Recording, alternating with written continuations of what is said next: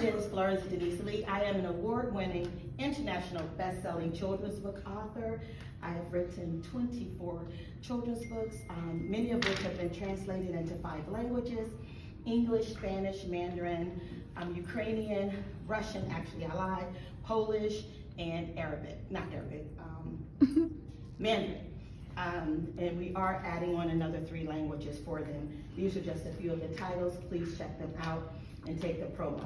As well as writing children's books, I am also an national best-selling adult fiction writer under the tutelage of Melina Kai. I write under the pen name Aiken Ponder, and I only have 3 minutes, so I will be reading to you from my book, 80 Days of Pleasure. I think this one is 80 Days, don't quote me on it. And this is part of the prologue. If you hear me say beep, it's because I've been told if I cuss, I'm fined $500, and I'm broke right now. In between blessings, never broke. Yeah. See that? Oh. I want my time back. Reclaiming my time. Yes. Don't kill her, he begged as his hands went up and the unmistakable stench of fear permeated the air. Please, let me live. Robert's eyes bulged to the point of nearly popping out of the sockets and ricocheting across the living room floor. His amber skin was ashen with terror. You don't have to do this. With each terrifying plea, he inched ever so slightly to the left. Do you really think I'm that stupid? Her lips curled over her upper teeth. Within nanoseconds, she was in his face, spitting out each word.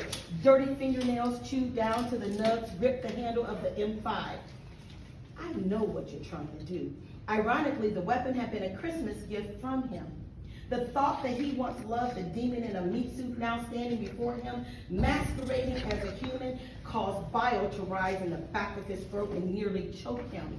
How could someone who once taken his breath away now want to end his life? I know what you're doing. She instantly became judge and jury of his actions. Damn beep helped you to dumb beep. Retrofit the curio that held the weapon.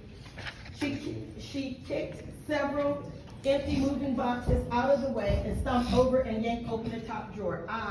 The 38 Special on steroids. It's still loaded, just like I left it. She thrust the Smith & Wesson .357 Magnum revolver into her belted waistband. You won't be needing this.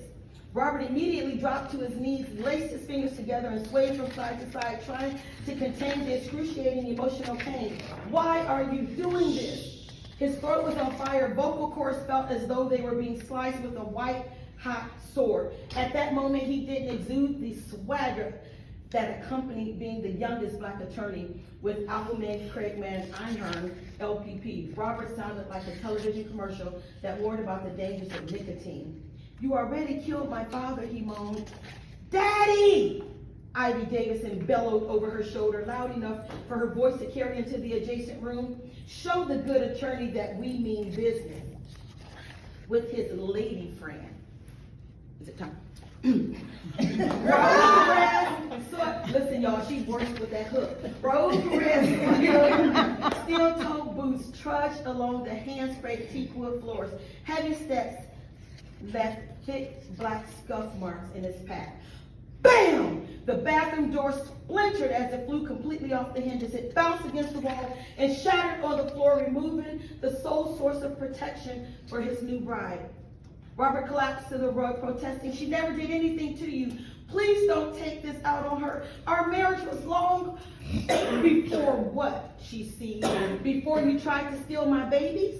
Or when you left me homeless? Ivy jammed the barrel of the gun so deeply into his left temple, droplets of blood dropped down his face onto the collar of the linen shirt, instantly turning the white fabric red. He leaped to his feet and lunged at her, attempting to snatch the weapon, but lost his footing. His chin smacked against the floor as he went face down. Ivy struck his head with such force, his teeth rattled.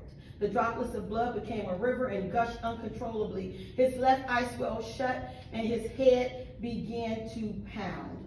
Urine drenched his organic cotton khaki shorts.